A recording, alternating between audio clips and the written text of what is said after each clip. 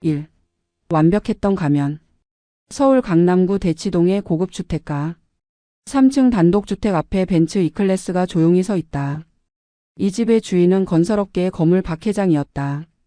하지만 5년 전 갑작스런 심장마비로 세상을 떠나며 현재는 그의 아내인 박순덕 여사가 홀로 이 거대한 저택을 지키고 있다. 70세의 박순덕 여사는 남편이 남긴 100억 원대의 부동산과 20억 원의 현금 그리고 주식까지 모두 합쳐 150억 원이 넘는 천문학적 재산의 소유자다. 박순덕 여사의 하나뿐인 아들 박민수는 서울대 의대를 졸업한 성형외과 전문의로 강남의 유명 성형외과 원장이다. 연봉만 10억을 넘나드는 그에게도 어머니의 유산은 결코 무시할 수 없는 거대한 자산이었다. 그런 박민수가 3년 전 결혼한 상대가 바로 윤지였다. 연세대 간호학과를 졸업하고 대학병원에서 근무하던 윤지는 외모도 뛰어났지만 무엇보다 박순덕 여사의 마음을 사로잡는 완벽한 며느리였다. 윤지는 결혼 후 직장을 그만두고 시어머니 모시기에 전념했다. 매일 아침 6시면 어김없이 일어나 시어머니의 혈압약과 당뇨약을 준비했고 시어머니가 좋아하는 된장찌개와 나물 반찬을 정성껏 만들었다. 시어머니의 발 마사지는 물론이고 함께 드라마를 보며 대화를 나누는 시간까지 마련했다. 친척들의 잦은 모임에서도 윤지는 항상 단정한 검은색 원피스를 입고 어른들께 90도로 인사를 드렸다. 말투 하나까지 조심스럽게 존댓말을 사용했고 시어머니의 말씀에는 절대 토를 달지 않았다.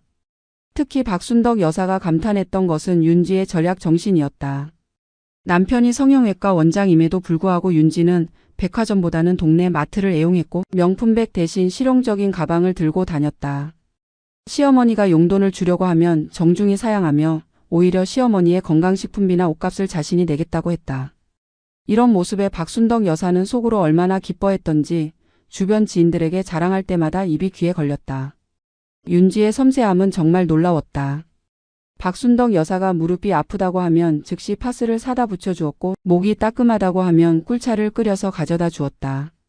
시어머니가 좋아하는 드라마 시간에는 절대 방해하지 않았고 오히려 함께 앉아서 드라마 내용에 공감하며 이야기를 나누었다. 심지어 시어머니의 오래된 친구들이 놀러오면 고급 과일과 한과를 정성껏 준비해서 대접했다. 그 친구들마저 윤지를 극찬하며 박순덕 여사에게 며느리 복이 터졌다고 부러워했다. 윤지는 또한 남편 박민수에게도 완벽한 아내였다. 남편이 수술로 늦게 들어오면 언제나 따뜻한 밥상을 차려놓고 기다렸고 피곤해하면 어깨를 주물러주며 위로했다. 병원 직원들과의 모임에서도 단정하고 예의 바른 모습으로 남편의 체면을 세워주었다. 박민수의 동료 의사들은 모두 윤지를 부러워했고 박민수 역시 그런 아내를 자랑스러워했다. 결혼 3년이 지났지만 단 한 번도 큰 소리를 낸 적이 없었고 시댁 식구들과 갈등을 일으킨 적도 없었다. 박순덕 여사는 매일 밤 잠들기 전 마음속으로 감사기도를 올렸다. 죽은 남편이 하늘에서 좋은 며느리를 보내준 것 같았다. 주변의 다른 시어머니들이 며느리 때문에 속병을 앓는 것을 볼 때마다 자신은 정말 복받은 사람이라고 생각했다. 윤지 덕분에 노년의 삶이 이렇게 평안하고 행복할 수 있었다. 박순덕 여사는 은밀히 변호사와 상의하여 유산 분배에 대해서도 윤지에게 상당 부분을 남겨주려고 계획하고 있었다. 이렇게 효성스럽고 착한 며느리라면 자신이 세상을 떠난 후에도 남편의 제사를 잘 모시고 박가의 명예를 지켜나갈 것이라고 확신했기 때문이다. 하지만 완벽해 보였던 이 평화로운 일상 뒤에는 상상도 못할 거대한 음모가 숨어 있었다. 그 음모의 실체가 드러나기 시작하는 것은 바로 며칠 후부터였다. 충격적인 변화의 시작. 어느 화요일 아침이었다. 평소와 다름없이 6시에 일어나 시어머니의 약을 챙기던 윤지의 모습에서 이상한 점이 하나 발견되었다. 박순덕 여사는 처음에는 자신의 착각인 줄 알았다. 하지만 며칠을 더 지켜본 결과 그것은 분명한 현실이었다. 윤지가 갑자기 왼손을 주로 사용하기 시작한 것이다. 지금까지 3년간 오른손잡이였던 윤지가 하루아침에 왼손으로 젓가락을 잡고 왼손으로 글씨를 쓰고 있었다. 박순덕 여사가 이상하다며 물어보자 윤지는 대수롭지 않다는 듯이 대답했다. 최근 오른쪽 어깨와 팔목에 통증이 있어서 왼손을 사용하게 되었다고 했다. 하지만 박순덕 여사의 의심은 그것만이 아니었다. 윤지의 말투가 확연히 달라졌다. 3년간 한 번도 흐트러진 적이 없던 정중한 존댓말이 어느새 반말로 바뀌어 있었다. 시어머니에게 무엇인가 부탁할 때도 예전에 조심스럽고 정중한 어조가 아니라 마치 당연한 권리를 주장하는 듯한 건방진 말투였다.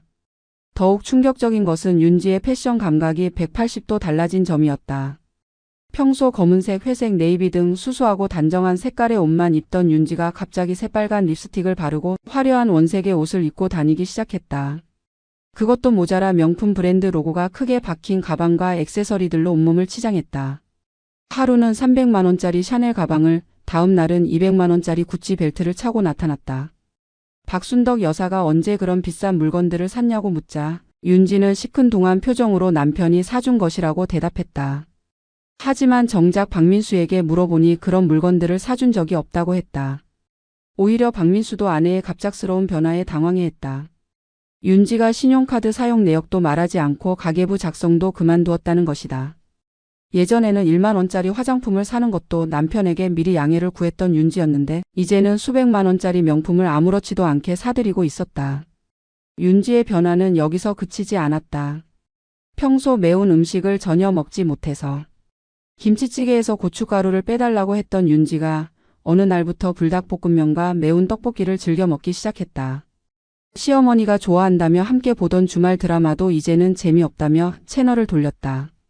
대신 평소에는 관심도 없다던 연애 오락 프로그램과 막장 드라마에 빠져 있었다. 시어머니와의 대화 시간도 현저히 줄었다. 예전에는 시어머니 옆에 앉아서 하루 종일 함께 시간을 보냈는데 이제는 스마트폰만 들여다보며 시어머니의 말에 건성으로 대답할 뿐이었다. 가장 충격적인 변화는 시어머니를 대하는 태도였다. 3년간 한 번도 시어머니 앞에서 큰 소리를 낸 적이 없던 윤지가 이제는 시어머니의 말에 대놓고 짜증을 냈다. 시어머니가 건강을 위해 산책을 권유하면 귀찮다며 거부했고 약 복용을 깜빡하자 챙겨달라고 하면 스스로 알아서 먹으라고 퉁명스럽게 대답했다. 심지어 시어머니가 준비해둔 반찬이 입에 맞지 않는다며 투덜거리기까지 했다. 이런 윤지의 변화에 박순덕 여사는 깊은 충격에 빠졌다. 3년간 한 가족으로 지내온 며느리가 하루아침에 완전히 다른 사람이 된 것 같았다. 하지만 더 당황스러운 것은 아들 박민수의 반응이었다. 박민수는 아내의 변화를 대수롭지 않게 여겼다. 요즘 코로나로 인한 사회적 스트레스와 아이가 없어서 받는 스트레스 때문일 것이라고 했다.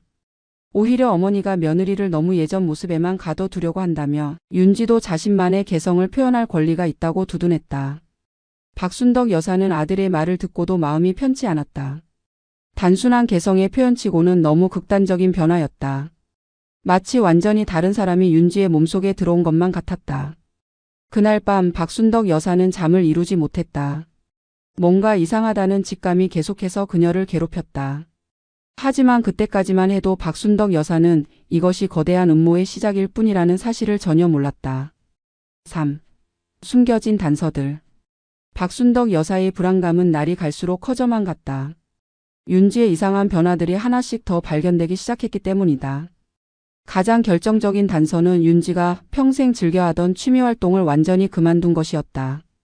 윤지는 결혼 전부터 피아노를 무척 좋아했다. 어린 시절부터 피아노를 배웠고 대학 시절에는 동아리에서 피아노 반주를 담당할 정도로 실력이 뛰어났다. 결혼 후에도 거실에 있는 그랜드 피아노로 매일 저녁 1시간씩 연습을 했다. 특히 시어머니가 좋아하는 트로트와 가요를 피아노로 편곡해서 들려주곤 했는데 박순덕 여사는 그 시간이 하루 중 가장 행복한 시간이었다. 하지만 언제부터인가 윤지는 피아노 앞에 앉지 않았다. 박순덕 여사가 예전처럼 피아노 연주를 부탁하자 윤지는 손목이 아파서 당분간 쉬어야 한다고 대답했다. 그런데 며칠 후 박순덕 여사는 윤지가 스마트폰으로 게임을 하는 모습을 목격했다. 손목이 아프다던 윤지가 몇 시간씩 게임에 몰두하고 있었던 것이다. 이상하다는 생각에 박순덕 여사가 다시 피아노 연주를 부탁했지만 윤지는 이번에는 아예 관심이 없어졌다며 거절했다. 더욱 의심스러운 것은 윤지의 글씨체였다. 예전 윤지의 글씨는 간호사답게 정확하고 깔끔했다. 처방전을 쓰듯이 또박또박 정성스럽게 써내려가는 글씨체였다. 하지만 지금 윤지의 글씨는 성격 급한 사람처럼 휘갈겨 쓴 듯한 모양이었다. 글자의 크기도 들쑥날쑥했고 받침도 삐뚤빼뚤했다. 박순덕 여사가 이상하다고 하자 윤지는 요즘 손목 통증 때문에 글씨가 흔들린다고 변명했다. 하지만 박순덕 여사는 그 변명이 석연치 않았다. 손목이 아픈 것과 글씨체가 완전히 바뀌는 것은 다른 문제였기 때문이다. 윤지의 식습관 변화는 더욱 극적이었다. 평소 건강을 중시해서 현미밥과 나물, 위주의 식단을 고집했던 윤지가 갑자기 인스턴트 음식과 기름진 음식을 즐기기 시작했다. 치킨, 피자, 햄버거 등을 자주 주문해서 먹었고 시어머니가 정성껏 차린 집밥은 입맛에 맞지 않는다며 남겼다. 특히 윤지가 평생 못 먹던 굴과 새우를 맛있게 먹는 모습을 보고 박순덕 여사는 깜짝 놀랐다. 윤지는 결혼 전부터 해산물 알레르기가 있어서 굴이나 새우만 먹어도 두드러기가 났었다. 그런데 지금은 아무렇지도 않게 해산물을 먹고 있었다. 박순덕 여사가 해산물 알레르기는 어떻게 된 것이냐고 묻자 윤지는 잠깐 당황하는 표정을 보였다. 그러더니 최근에 체질이 바뀐 것 같다며 얼버무렸다. 하지만 박순덕 여사는 알고 있었다. 알레르기는 체질이 바뀐다고 해서 갑자기 없어지는 것이 아니라는 사실을 말이다.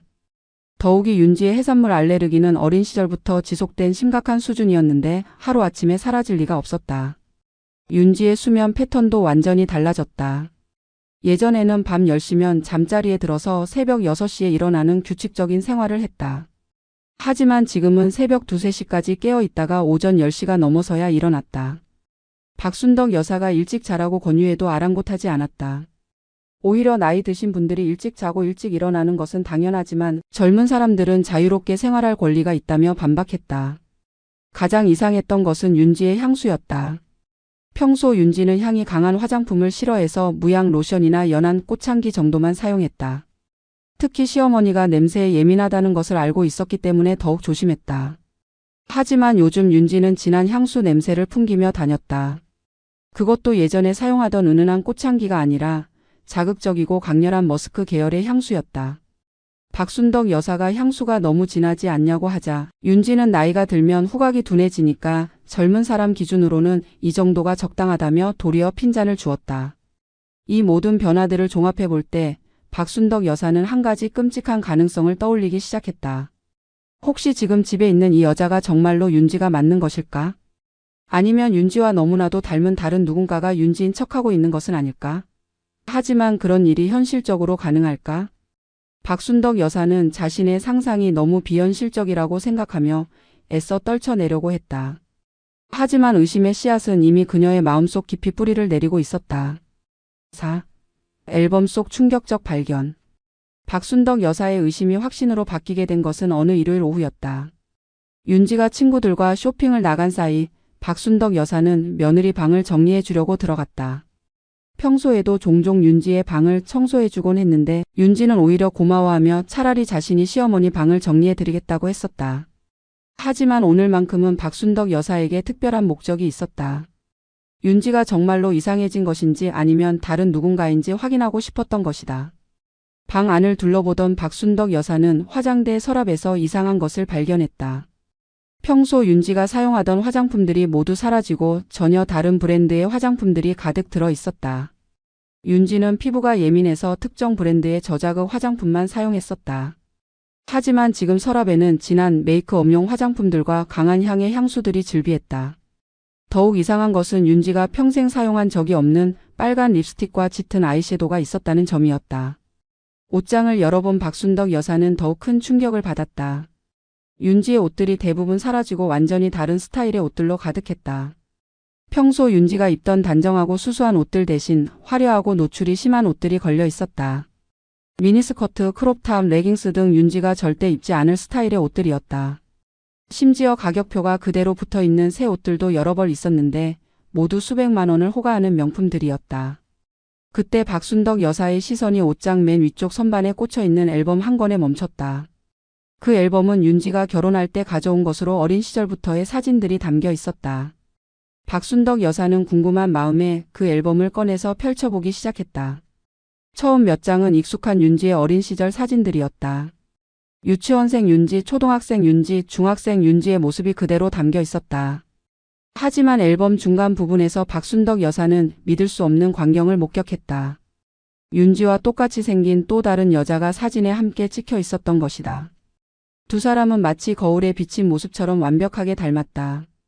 얼굴형, 눈 모양, 코, 입 모든 것이 일란성 쌍둥이임을 보여주었다. 하지만 두 사람의 분위기는 확연히 달랐다.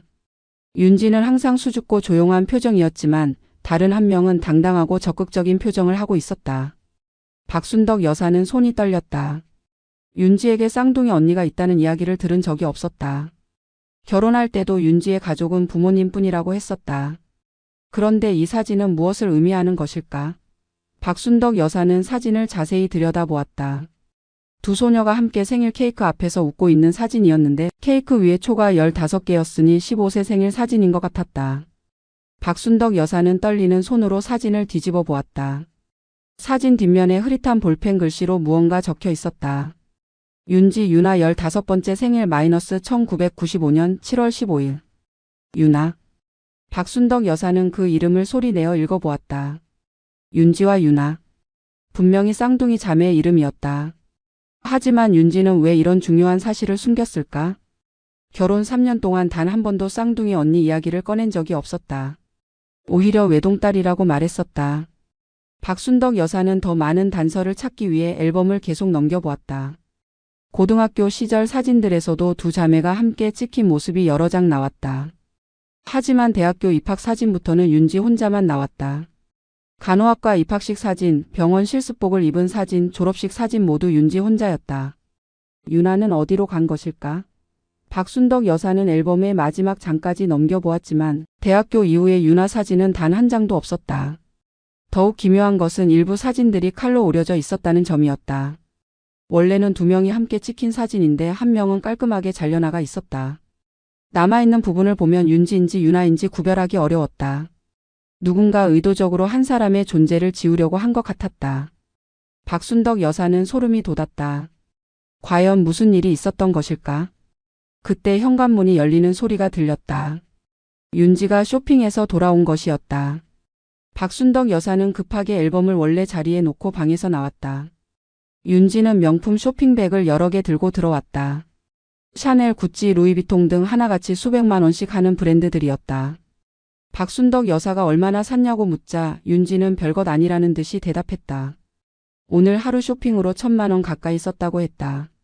박순덕 여사는 충격을 받았다. 아무리 남편이 성형외과 원장이라고 해도 하루에 1,000만 원씩 쓰는 것은 과도했다. 더욱이 예전 윤지라면 상상도 할 수 없는 일이었다. 박순덕 여사가 너무 많이 쓰는 것 아니냐고 지적하자 윤지는 돌변했다. 자신이 번 돈도 아니고 시어머니 돈을 쓴 것도 아닌데 왜 간섭하냐며 화를 냈다. 남편이 주는 용돈으로 쇼핑하는 것이 잘못이냐고 목소리를 높였다. 박순덕 여사는 윤지의 반응에서 결정적인 단서를 발견했다. 예전 윤지였다면 시어머니가 지적하면 즉시 사과하고 반성했을 것이다. 하지만 지금은 오히려 당당하게 맞서고 있었다. 그 모습이 앨범에서 본 유나의 당찬 표정과 너무나도 닮아 있었다. 박순덕 여사는 점점 확신이 들기 시작했다. 지금 눈앞에 있는 이 여자는 윤지가 아니라 유나일지도 모른다는 끔찍한 가능성 말이다. 그날 밤 박순덕 여사는 잠을 이룰 수 없었다. 온갖 상상이 머릿속을 휘젓고 다녔다. 만약 정말로 유나가 윤지인 척하고 있다면 진짜 윤지는 어디에 있는 것일까? 그리고 유나의 목적은 무엇일까? 설마 자신의 재산을 노리는 것은 아닐까? 박순덕 여사는 온몸에 소름이 돋았다. 하지만 아직 확실한 증거가 없었다. 그녀는 더 많은 단서를 찾아야 한다고 다짐했다. 병원에서의 충격적 발견. 박순덕 여사는 며칠 동안 윤지의 행동을 더욱 자세히 관찰했다. 그 과정에서 더욱 결정적인 단서들을 발견하게 되었다. 가장 이상한 점은 윤지가 갑자기 병원을 극도로 기피하기 시작했다는 것이었다. 예전에는 시어머니의 정기검진에 항상 동행했고 간호사 출신답게 의료진들과 자연스럽게 대화를 나누었다. 하지만 지금은 병원에 가자고만 하면 온갖 핑계를 대며 거부했다. 박순덕 여사가 혼자서 병원에 가겠다고 하자 윤지는 오히려 안도하는 표정을 보였다. 이상하다는 생각이 든 박순덕 여사는 혼자서 평소 다니던 대학 병원에 갔다. 그런데 내과 간호사실에서 뜻밖의 이야기를 들었다. 박순덕 여사를 담당하던 김 간호사가 윤지 안부를 물어본 것이다. 윤지가 요즘 어떻게 지내느냐며 교통사고 후 회복은 잘 되고 있느냐고 했다. 박순덕 여사는 깜짝 놀랐다. 교통사고? 무슨 교통사고? 김 간호사에게 자세히 물어보니 충격적인 사실이 밝혀졌다.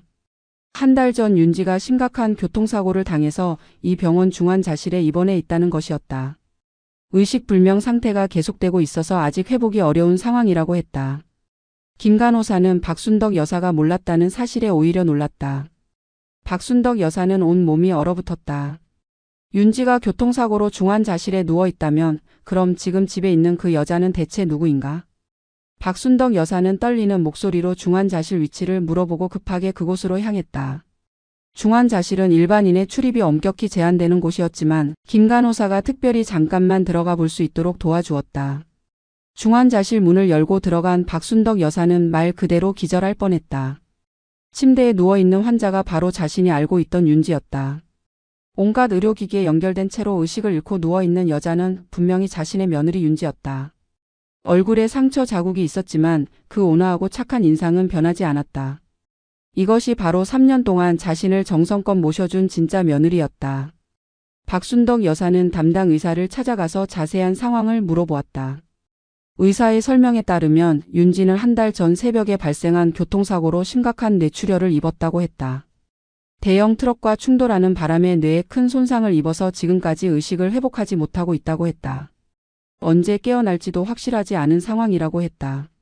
병원비는 누군가가 익명으로 계속 납부하고 있어서 치료에는 문제가 없다고 했다. 박순덕 여사는 머리가 완전히 백지 상태가 되었다. 진짜 윤지가 한 달째 중환자실에 누워 있는데 집에서는 가짜 윤지가 자신을 속이고 있었던 것이다. 그렇다면 집에 있는 그 여자는 분명히 앨범에서 본 쌍둥이 언니 유나였다. 유나가 윤지인 척하고 자신의 집에서 생활하고 있었던 것이다. 박순덕 여사는 병원을 나와서 집으로 돌아오는 길에 온갖 생각이 머릿속을 스쳐갔다. 유나가 언제부터 윤지를 대신해서 들어온 것일까? 아마도 윤지가 교통사고를 당한 직후부터일 것이다. 그렇다면 유나는 언니의 교통사고 소식을 듣고 이를 기회로 삼아 윤지로 위장해 들어온 것이다. 그 목적은 분명히 자신의 재산이었다. 더욱 끔찍한 것은 아들 박민수도 속고 있다는 사실이었다. 남편조차 아내가 바뀐 것을 알아채지 못하고 있었던 것이다. 일란성 쌍둥이라서 외모가 완벽하게 같으니까 가능한 일이었다. 하지만 성격이나 취향, 행동 패턴은 완전히 달랐는데도 박민수는 눈치채지 못했다. 아니면 알고 있지만 모르는 척하고 있는 것일까? 박순덕 여사는 집에 도착해서 유나를 다시 바라보았다. 유나는 거실 소파에 앉아서 명품 카탈로그를 보며 또 무엇인가를 주문하려고 하고 있었다. 그 모습이 너무나도 자연스러워서 만약 박순덕 여사가 병원에서 진짜 윤지를 보지 못했다면 계속 속았을 것이다. 유나의 연기력은 정말 소름 끼칠 정도였다. 하지만 이제 박순덕 여사는 모든 퍼즐이 맞춰지기 시작했다. 윤지의 갑작스러운 변화들, 왼손잡이로 바뀐 것, 식습관의 변화, 성격의 변화 모든 것이 설명되었다. 이 모든 것은 유나가 윤지가 아니기 때문에 생긴 일들이었다. 박순덕 여사는 분노와 공포가 동시에 밀려왔다. 자신의 집에서 자신을 속이고 있는 이 여자의 정체를 알았을 때의 그 배신감은 이루 말할 수 없었다. 6. 유나의 치밀한 계획. 박순덕 여사가 유나의 정체를 알게 된 후 그녀는 더욱 신중하게 행동하기 시작했다. 성급하게 들키면 오히려 더 위험한 상황이 될 수 있다고 판단했기 때문이다. 대신 유나의 행동을 면밀히 관찰하며 그녀의 진짜 목적이 무엇인지 파악하려고 했다. 그 과정에서 박순덕 여사는 유나의 계획이 얼마나 치밀하고 악랄한지 깨닫게 되었다. 유나의 첫 번째 전략은 박순덕 여사를 정신적으로 고립시키는 것이었다. 유나는 친척 모임에서 의도적으로 박순덕 여사와 갈등을 만들어냈다. 평소 시어머니에게 순종적이던 며느리가 갑자기 대들기 시작하자 친척들은 박순덕 여사가 며느리를 너무 구박한 것이 아니냐고 의심하기 시작했다. 유나는 교묘하게 박순덕 여사가 자신에게 과도한 집안일을 시키고 용돈도 주지 않으며 친구들과 만나는 것도 제한한다고 거짓말을 퍼뜨렸다. 특히 박민수의 작은 어머니인 박영자는 유나의 말을 완전히 믿었다. 박영자는 원래부터 박순덕 여사가 며느리에게 너무 의존한다고 생각했었는데 유나의 하소연을 듣고는 큰언니가 며느리를 괴롭힌다며 분노했다. 박영자는 다른 친척들에게도 이 이야기를 퍼뜨렸고 점점 더 많은 친척들이 박순덕 여사를 비난하기 시작했다. 유나는 또한 박민수 앞에서는 완전히 다른 모습을 보였다. 남편이 집에 있을 때는 여전히 다정하고 사랑스러운 아내를 연기했다. 다만 예전보다 조금 더 활발하고 적극적인 모습을 보이면서 자신의 변화를 자연스럽게 어필했다. 박민수는 아내가 좀 더 당당해지고 자신감을 갖게 된 것을 오히려 긍정적으로 받아들였다. 유나는 남편에게 시어머니가 요즘 나이가 들면서 예민해지셨다며 가끔 이상한 말씀을 하신다고 은근히 세뇌시켰다. 더욱 소름 끼치는 것은 유나가 이미 법률적인 준비까지 마쳐두었다는 점이었다. 박순덕 여사는 윤아가 몰래 통화하는 내용을 엿들었는데 상대방은 변호사인 것 같았다. 윤아는 상속 관련 법률 상담을 받고 있었고 특히 시어머니의 정신 상태에 문제가 있을 경우 상속 과정에서 어떤 절차가 필요한지 문의하고 있었다. 심지어 시어머니를 정신병원에 입원시킬 수 있는 방법까지 알아보고 있었다. 윤아의 계획은 정말 치밀했다. 먼저 친척들과 남편을 자신의 편으로 만든 다음 박순덕 여사를 정신적으로 불안정한 상태로 몰아가는 것이었다. 그래서 박순덕 여사가 진실을 폭로하려고 해도 아무도 믿지 않도록 만드는 것이 목적이었다. 실제로 박순덕 여사가 며느리가 다른 사람으로 바뀌었다고 말하면 사람들은 노인성 치매나 망상 증세로 여길 가능성이 높았다. 윤아는 또한 박순덕 여사의 건강 상태도 의도적으로 악화시키려고 했다. 박순덕 여사가 복용하는 혈압약과 당뇨약을 제때 챙겨주지 않았고 식단 관리도 소홀히 했다. 오히려 박순덕 여사가 스트레스를 받을 만한 상황들을 계속해서 만들어냈다. 늦은 밤까지 큰 소리로 TV를 보거나 친구들을 불러와서 시끄럽게 파티를 열기도 했다. 박순덕 여사가 항의하면 나이 드신 분들은 예민하다며 오히려 핀잔을 주었다. 가장 악랄한 것은 윤아가 박순덕 여사의 일상을 흔들어 놓는 방식이었다. 박순덕 여사가 아끼던 화분들을 일부러 죽게 만들거나 중요한 서류들을 다른 곳에 숨겨두기도 했다. 박순덕 여사가 물건을 찾지 못해 헤맬 때마다 윤아는 시어머니의 기억력이 나빠지신 것 같다며 주변 사람들에게 걱정스럽다는 표정을 지어 보였다. 점점 더 많은 사람들이 박순덕 여사의 정신 상태를 의심하기 시작했다. 윤아는 심지어 박순덕 여사의 의료 기록까지 조작하려고 했다. 간호사 경력을 이용해서 병원 시스템에 접근할 수 있었고 박순덕 여사의 건강검진 결과에 치매 의심 소견을 추가하려고 시도했다. 다행히 담당 의사가 이를 이상하게 여겨서 실패했지만 윤아의 계획이 얼마나 치밀하고 악의적인지 보여주는 사례였다. 박순덕 여사는 이 모든 상황을 지켜보면서 소름이 끼쳤다. 윤아는 단순히 재산을 탐내는 수준을 넘어서 자신을 완전히 제거하려고 하고 있었다. 사회적으로 고립시키고 정신적으로 불안정하게 만든 다음 결국 정신병원에 입원시키거나 치매 판정을 받게 만들어서 상속권을 박탈하려는 것이었다. 그리고 그 와중에 자신은 효부의 이미지를 유지하면서 모든 재산을 차지하려는 것이었다. 더욱 끔찍한 것은 윤아가 이 모든 일을 아무렇지도 않게 해내고 있다는 점이었다. 마치 타고난 사기꾼처럼 자연스럽게 거짓말을 하고 사람들을 속이고 상황을 조작했다. 박순덕 여사는 깨달았다. 자신은 지금 매우 위험한 상황에 처해 있으며 혼자서는 이 상황을 해결할 수 없다는 것을 말이다. 7. 아들마저 등 돌린 절망적 상황. 박순덕 여사는 더 이상 혼자서는 감당할 수 없다고 판단하고 마침내 아들 박민수에게 모든 진실을 털어놓기로 결심했다. 어느 금요일 저녁 윤아가 친구들과 클럽에 간 사이 박순덕 여사는 아들을 거실로 불렀다. 박민수는 하루 종일 수술을 마치고 돌아와서 피곤해 보였지만 어머니의 심각한 표정을 보고 자리에 앉았다. 박순덕 여사는 떨리는 목소리로 모든 이야기를 시작했다. 윤지의 갑작스러운 변화들, 앨범에서 발견한 쌍둥이 언니의 존재, 그리고 병원에서 목격한 충격적인 진실까지 모든 것을 자세히 설명했다. 진짜 윤지는 한 달째 중환자실에 의식불명 상태로 누워있고 지금 집에 있는 것은 쌍둥이 언니 윤아라는 사실을 말했다. 박민수는 처음에는 어머니의 이야기를 믿을 수 없다는 표정으로 들었다. 하지만 박순덕 여사가 구체적인 증거들을 제시하자 박민수의 표정이 점점 어두워졌다. 왼손잡이로 바뀐 것, 해산물 알레르기가 사라진 것, 글씨체의 변화, 피아노를 치지 않는 것 등 모든 변화가 실제로 일어난 일들이었기 때문이다. 박민수도 아내의 변화를 이상하게 여기고 있었지만 설마 완전히 다른 사람일 것이라고는 상상하지 못했던 것이다. 박순덕 여사는 아들에게 병원에 함께 가서 진짜 윤지를 확인해 보자고 제안했다. 하지만 박민수의 반응은 예상과 완전히 달랐다. 박민수는 어머니의 이야기를 듣고도 믿으려 하지 않았다. 오히려 어머니가 스트레스로 인한 망상 증세를 보이고 있는 것 같다며 걱정스러워했다.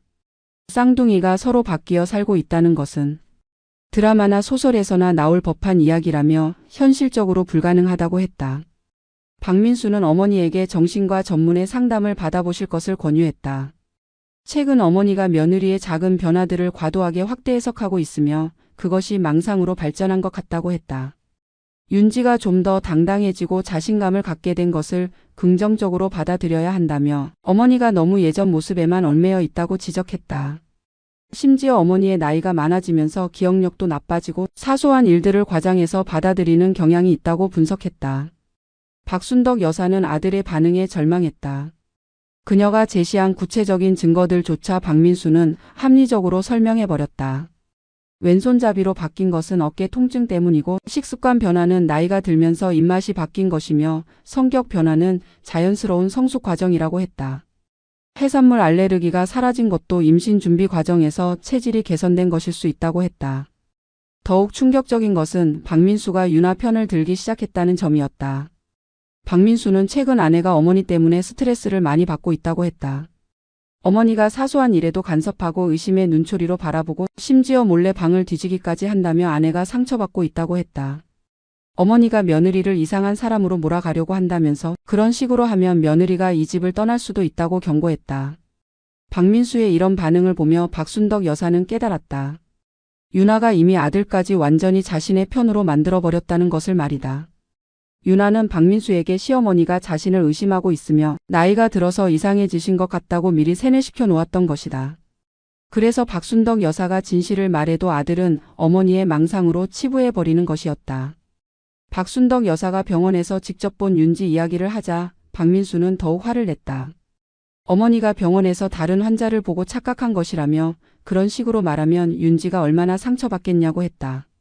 심지어 어머니가 며느리를 쫓아내려고 일부러 거짓말을 꾸며내는 것 같다며 실망감을 표했다. 박민수는 어머니에게 정신과 치료를 받지 않으면 자신도 어쩔 수 없다고 최후 통첩까지 했다. 그 순간 유나가 집에 돌아왔다. 클럽에서 놀고 온 유나는 술에 취해 있었고 진한 화장과 노출이 심한 옷차림이었다. 예전 윤지라면 상상도 할 수 없는 모습이었다. 박순덕 여사가 며느리의 그런 모습을 지적하자 박민수는 오히려 어머니를 나무랐다. 아내가 친구들과 즐거운 시간을 보낸 것뿐인데 왜 간섭하냐며 어머니의 구시대적인 사고방식을 비판했다. 유나는 교묘하게 상황을 악화시켰다. 박민수 앞에서 눈물을 흘리며 자신이 아무리 노력해도 시어머니가 자신을 미워한다고 호소했다. 최근에는 자신을 다른 사람이라고 하시면서 정신병자 취급한다며 서러워했다. 자신이 뭘 잘못했는지 모르겠다면서 차라리 이 집을 떠나는 것이 낫겠다고 했다. 박민수는 아내를 달래면서 어머니를 원망스러운 눈으로 바라봤다.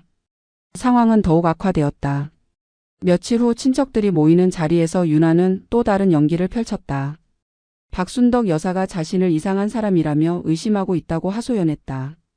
심지어 자신이 가짜이고 진짜는 병원에 있다는 말도 안 되는 소리를 하신다며 시어머니의 정신 상태가 심각한 것 같다고 걱정스러워했다. 친척들은 모두 유나의 말을 믿었다. 평소 착하고 효성스러웠던 며느리가 거짓말을 할 이유가 없다고 생각했기 때문이다. 특히 박민수의 작은 어머니인 박영자는 분노했다.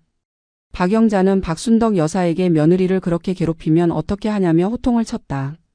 윤지 같은 좋은 며느리를 만나놓고도 트집만 잡는다며 나이가 들어서 성격이 이상해진 것 같다고 비난했다. 다른 친척들도 박순덕 여사보다는 유나의 편을 들었다. 그들에게 유나는 여전히 착하고 불쌍한 며느리였고 박순덕 여사는 까칠해진 시어머니였다. 박순덕 여사는 완전히 고립되었다. 아들도 친척들도 모두 유나의 편이었다. 심지어 오랜 친구들마저 박순덕 여사의 이야기를 들으면 걱정스러운 표정을 지었다. 나이가 들어서 기억력이 나빠지고 의심이 많아진 것 같다며 병원에서 검사를 받아보라고 권유했다.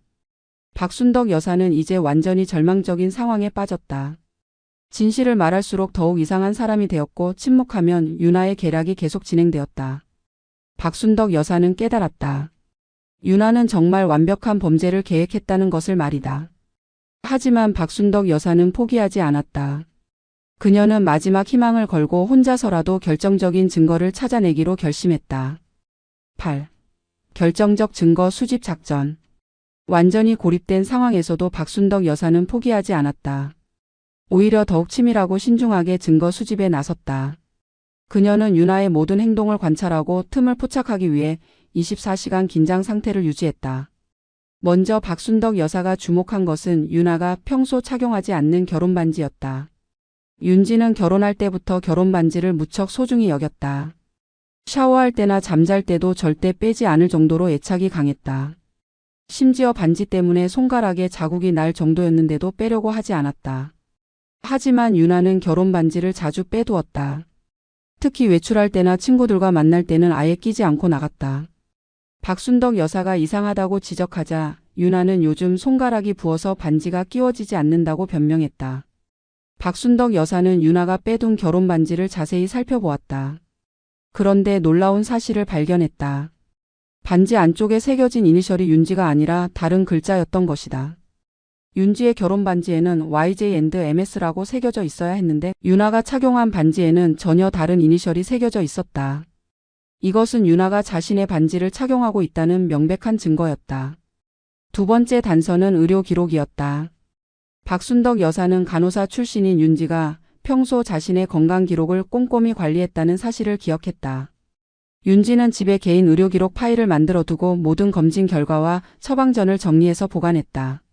박순덕 여사는 윤아가 없는 사이 그 파일을 확인해 보았다. 파일에서 박순덕 여사는 결정적인 증거를 발견했다. 윤지의 혈액형은 O형이었는데 최근 윤아가 받은 건강검진 결과에는 B형으로 나와 있었던 것이다. 혈액형은 절대 바뀔 수 없는 고유한 특성이었다. 이것만으로도 지금의 윤지가 가짜라는 사실을 증명할 수 있었다. 박순덕 여사는 이 검진 결과지를 조심스럽게 복사해서 숨겨두었다. 세 번째 증거는 윤아의 과거 기록이었다. 박순덕 여사는 사립탐정을 고용해서 윤아의 과거를 조사했다. 탐정이 찾아낸 정보는 충격적이었다. 윤아는 과거에 여러 차례 사기 전과가 있었고 특히 부유한 남성들을 상대로 한 결혼 사기로 2번이나 기소된 적이 있었다. 또한 윤지와 윤아는 고등학교 졸업 후 사이가 나빠져서 연락을 끊고 지냈다는 사실도 밝혀졌다. 더욱 놀라운 것은 윤아가 과거에 성형수술을 받았다는 기록이었다. 원래 윤아는 윤지와 약간의 외모 차이가 있었는데 몇 년 전 성형수술을 통해 윤지와 완전히 똑같은 얼굴을 만들었던 것이다. 이는 이미 오래전부터 윤지로 위장할 계획을 세우고 있었다는 증거였다. 윤아의 범죄는 우발적인 것이 아니라 치밀하게 계획된 것이었다. 네 번째 단서는 윤아의 금융 거래 내역이었다. 박순덕 여사는 은행에서 일하는 지인을 통해 윤지 명의의 계좌 거래 내역을 확인했다. 놀랍게도 윤지가 교통사고를 당한 날 이후부터 대규모 현금 인출과 명품 구매가 이어지고 있었다. 특히 윤지가 평생 관심도 없던 주식 투자까지 시작했고 고위험 투기성 투자에 거액을 쏟아붓고 있었다. 이는 분명히 윤아의 소행이었다. 가장 결정적인 증거는 윤아의 지문이었다. 박순덕 여사는 윤아가 사용한 물컵에서 지문을 채취했고 이를 경찰서에서 일하는 지인을 통해 분석했다. 그 결과 윤아의 지문은 윤지와 완전히 달랐다. 일란성 쌍둥이라고 해도 지문까지 같을 수는 없었기 때문이다. 이것은 과학적으로 반박할 수 없는 완벽한 증거였다. 마지막으로 박순덕 여사는 진짜 윤지가 입원해 있는 병원에서 DNA 검사를 받았다. 중환자실에 누워있는 환자가 정말로 자신의 며느리인지 확인하기 위해서였다. DNA 검사 결과는 99.9% 일치했다. 병원에 있는 환자가 박민수와 결혼한 진짜 윤지였던 것이다. 박순덕 여사는 이제 충분한 증거를 확보했다고 판단했다. 결혼 반지의 이니셜, 혈액형 차이, 과거 범죄 기록, 성형수술 기록, 금융거래 내역, 지문 분석, DNA 검사 결과까지 모든 것이 윤아의 정체를 증명하고 있었다. 이제 마지막 단계인 폭로 작전을 준비할 시간이었다. 박순덕 여사는 가족들과 친척들을 모두 모을 계획을 세웠다. 그리고 그 자리에서 모든 증거를 공개하여 윤아의 정체를 폭로할 것이다. 하지만 그 전에 먼저 경찰과 변호사에게 모든 증거를 제출해 두었다. 혹시 윤아가 폭로 후 도망가거나 증거를 인멸할 가능성에 대비한 것이었다. 이제 모든 준비가 끝났다. 드디어 진실을 밝힐 때가 온 것이다. 9. 폭로와 파국의 순간. 박순덕 여사는 박민수의 생일을 핑계로 대가족 모임을 계획했다. 평소라면 윤아가 이런 모임을 꺼렸겠지만 이번에는 오히려 적극적으로 나섰다. 자신에게 유리한 증인들이 많이 모이는 자리라고 생각했기 때문이었다. 윤아는 이 기회에 박순덕 여사의 정신 상태가 심각하다는 것을 모든 친척들에게 확인시켜 주려고 했다. 그래서 박순덕 여사를 정신병원에 입원시키는 것에 대한 친족들의 동의를 얻어내려는 계획이었다. 모임 당일 박민수의 형제자매들과 그들의 가족, 사촌들까지 총 15명이 모였다. 윤아는 평소보다 더욱 정성스럽게 음식을 준비했고 친척들 앞에서 효부의 모습을 연출했다. 하지만 박순덕 여사는 그 모든 것이 연기라는 것을 알고 있었다. 그녀는 조용히 모든 증거 자료들을 정리해두고 결정적인 순간을 기다렸다. 식사가 끝나고 모든 사람들이 거실에 모인 순간 박순덕 여사가 일어섰다. 그녀는 오늘 중요한 이야기가 있어서 모든 분들을 모셨다고 말했다. 친척들은 또 며느리에 대한 이상한 소리를 하려는 것인지 걱정스러워했다. 하지만 박순덕 여사의 표정은 이전과 달랐다. 확신에 찬 모습이었다. 박순덕 여사는 첫 번째 증거부터 차근차근 제시하기 시작했다. 윤지의 결혼 반지에 새겨진 이니셜이 다르다는 점을 보여주었다.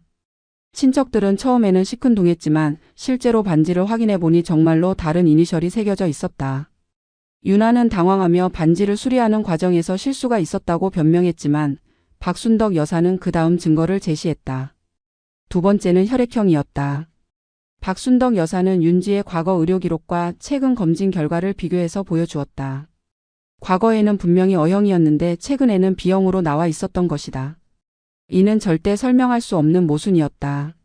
친척들의 표정이 점점 심각해졌다. 윤아는 검사상 오류일 것이라고 주장했지만 목소리가 떨리기 시작했다. 세 번째 증거는 사립탐정이 조사한 윤아의 과거 범죄 기록이었다. 박순덕 여사는 윤아의 실명과 함께 과거 결혼 사기 전과 성형수술 기록 등을 모두 공개했다. 친척들은 충격에 빠졌다. 그들이 3년간 착한 며느리로 알고 지낸 여자가 실제로는 전과자였던 것이다. 윤아는 이제 완전히 당황한 상태였다. 네 번째는 지문 분석 결과였다. 박순덕 여사는 과학적으로 반박할 수 없는 지문 비교 자료를 제시했다. 윤지와 윤아의 지문이 완전히 다르다는 명백한 증거였다. 이 순간 모든 친척들의 표정이 변했다. 이제는 박순덕 여사의 말을 의심할 수 없었다. 마지막으로 박순덕 여사는 가장 충격적인 진실을 폭로했다. 진짜 윤지가 한 달째 병원 중환자실에 의식불명 상태로 누워있다는 사실을 말했다. 그리고 DNA 검사 결과까지 제시했다. 병원에 있는 환자가 박민수와 결혼한 진짜 윤지라는 과학적 증거였다. 이 모든 증거를 듣고 본 친척들은 완전히 충격에 빠졌다. 특히 박민수는 얼굴이 새하얗게 질렸다. 자신이 3년 동안 함께 살아온 아내가 가짜였다는 사실을 받아들일 수 없었다. 하지만 과학적 증거들 앞에서는 부정할 수가 없었다. 그 순간 윤아가 돌변했다. 더 이상 숨길 수 없다는 것을 깨달은 윤아는 갑자기 웃음을 터뜨렸다.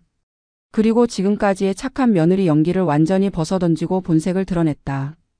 윤아는 냉소적인 표정으로 모든 것을 인정했다. 자신이 윤아이고 윤지의 교통사고를 기회로 삼아 그녀를 대신해 이 집에 들어왔다고 실토했다. 윤아는 오히려 당당했다. 자신이 왜 이런 일을 했는지 그 이유를 거침없이 말했다. 가난한 집에서 태어나 평생 동생인 윤지의 그늘에서 살아야 했던 자신의 원망을 쏟아냈다.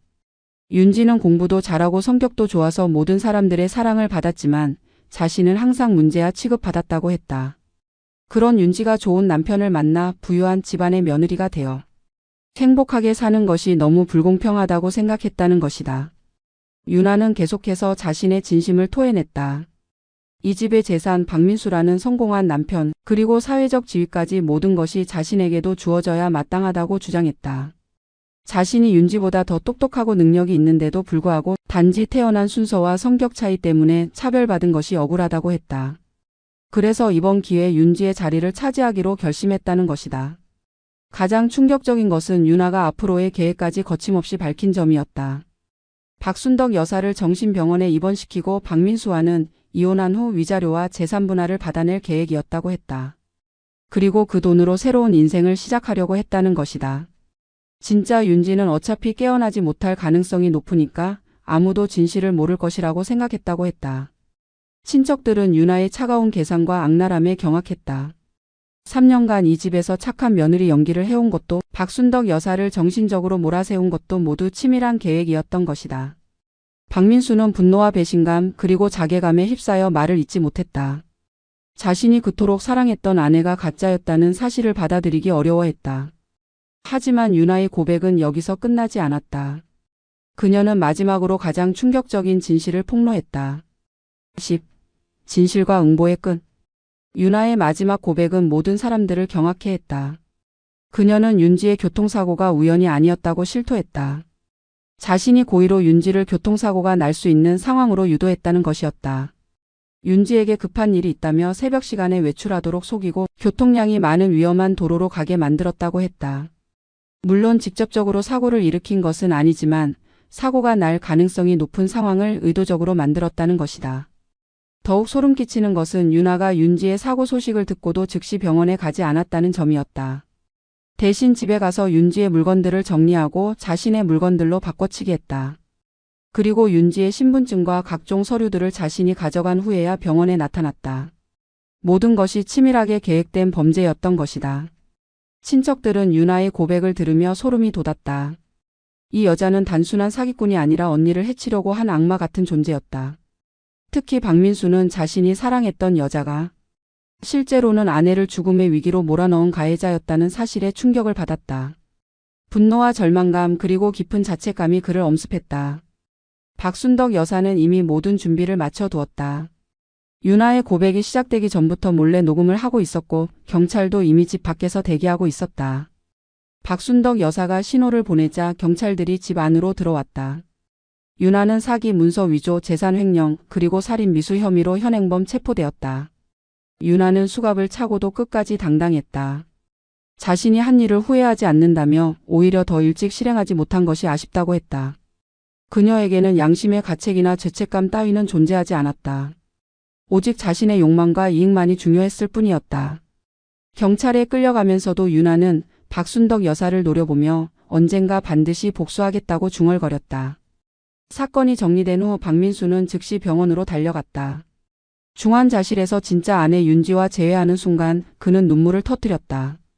자신이 그토록 그리워했던 온화하고 착한 아내의 모습이 거기에 있었다. 비록 의식을 잃고 있었지만 평화로운 표정의 윤지는 여전히 아름다웠다. 박민수는 아내의 손을 잡고 진심 어린 사과를 했다. 자신이 어머니의 말을 믿지 않았던 것, 가짜를 진짜로 착각했던 것, 그리고 진짜 아내를 홀로 고통받게 방치했던 것에 대해 간절히 용서를 구했다. 박민수는 그동안 자신이 얼마나 무지했고 무책임했는지 깨달았다. 의사로서 관찰력이 뛰어나다고 자부했지만 정작 가장 가까운 사람의 변화조차 제대로 파악하지 못했다. 아내를 사랑한다고 말하면서도 실제로는 아내의 진짜 모습을 제대로 알지 못했던 것이다. 만약 어머니가 끝까지 포기하지 않고 진실을 밝혀내지 않았다면 자신은 평생 가짜와 살면서 진짜 아내는 병원에서 외롭게 죽어갔을 것이다. 다행히 의료진의 적극적인 치료와 가족들의 간절한 기도가 통했다. 윤아가 체포된 지 일주일 후 윤지가 기적적으로 의식을 회복했다. 처음에는 기억이 흐릿했지만 점차 사고 전의 기억들을 되찾기 시작했다. 윤지는 자신이 쓰러진 동안 일어난 일들을 듣고 충격을 받았다. 쌍둥이 언니 윤아가 자신을 대신해서 남편과 시어머니를 속였다는 사실을 믿을 수 없어 했다. 윤지는 눈물을 흘리며 시어머니에게 감사를 표했다.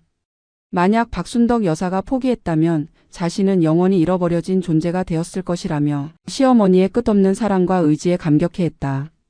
박순덕 여사 역시 진짜 며느리를 되찾은 기쁨에 눈물을 멈출 수 없었다.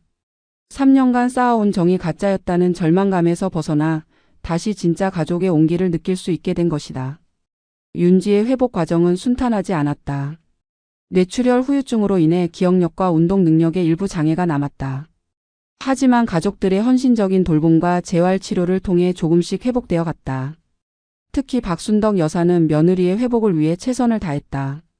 매일 병원에 가서 윤지를 돌보고 재활운동을 도왔으며 맛있는 음식을 해다 주었다. 박민수 역시 아내의 회복을 위해 모든 것을 바쳤다. 병원 업무를 최소한으로 줄이고 윤지의 치료에 전념했다. 그는 아내에게 진심 어린 사랑을 보여주기 위해 노력했고 윤지도 남편의 변화된 모습에 감동했다. 두 사람은 이 시련을 통해 오히려 더욱 깊은 사랑을 확인하게 되었다. 한편 윤아는 법정에서 여러 제목으로 기소되었다. 신분 위조, 사기, 횡령, 살인 미수 등의 제명으로 15년형을 선고받았다. 재판 과정에서 윤아의 과거가 더욱 자세히 밝혀졌다. 그녀는 어린 시절부터 반사회적 성격 장애를 보였고 성인이 된 후에도 여러 차례 범죄를 저질렀던 것으로 드러났다. 특히 부유한 남성들을 상대로 한 결혼 사기는 이번이 세 번째였다. 재판부는 윤아의 범죄가 매우 치밀하고 악질적이라고 판단했다. 단순한 경제적 이익을 위한 사기가 아니라 언니를 해치고 그 자리를 차지하려고 한 반인륜적 범죄라고 규정했다. 또한 피해자 가족들에게 씻을 수 없는 정신적 상처를 안겨주었고 사회 전반의 가족 제도에 대한 신뢰를 훼손했다고 지적했다. 윤아는 항소했지만 기각되었고 15년간 감옥에서 복역하게 되었다. 사건이 종료된 지 6개월 후 윤지는 거의 완전히 회복되어 집으로 돌아왔다. 일부 기억력 장애는 남아 있었지만 일상생활에는 큰 지장이 없었다. 윤지는 자신을 구해준 시어머니에 대한 감사함을 잊지 않았고 박순덕 여사는 진짜 며느리를 되찾은 기쁨으로 매일을 행복하게 보냈다. 박민수는 이 사건을 통해 많은 것을 배웠다. 사랑이란 단순히 외모나 겉모습에 대한 것이 아니라 상대방의 진짜 마음을 이해하고 소통하는 것이라는 사실을 깨달았다. 또한 가족의 소중함과 어머니의 지혜를 새삼 느끼게 되었다. 그는 앞으로는 아내와 어머니를 더욱 소중히 여기며 살아가겠다고 다짐했다. 박순덕 여사는 이 모든 시련을 겪으면서도 포기하지 않았던 자신의 선택이 옳았음을 확신했다. 비록 혼자서 모든 사람들의 의심과 비난을 감당해야 했지만 끝까지 진실을 추구한 덕분에 진짜 가족을 되찾을 수 있었다. 그녀는 앞으로도 가족을 지키기 위해 최선을 다하겠다고 마음먹었다.